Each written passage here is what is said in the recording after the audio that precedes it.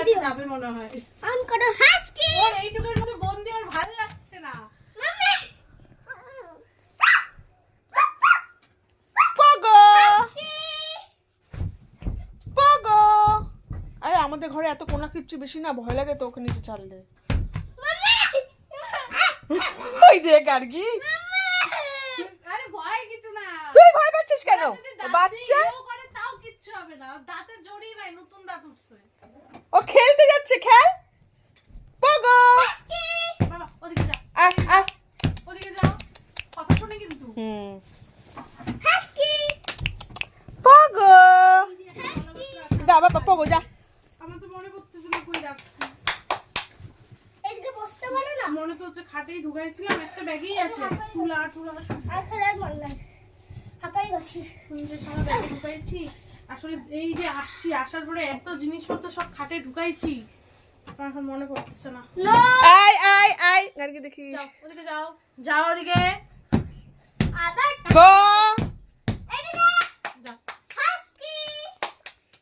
এই যে। আরে পগো নাম বল। ও পগো।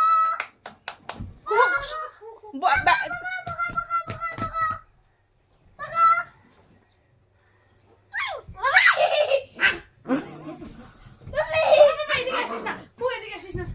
এদিকে কেউ নাই। আমার ভয় লাগে। আয় ভয় কিসে, ও খেলতেছে। গাড়ি ওর সাথে খেলতে পারবে সোনু ভালো।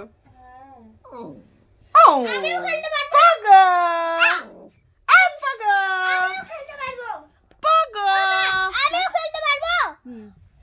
পগো। পগো।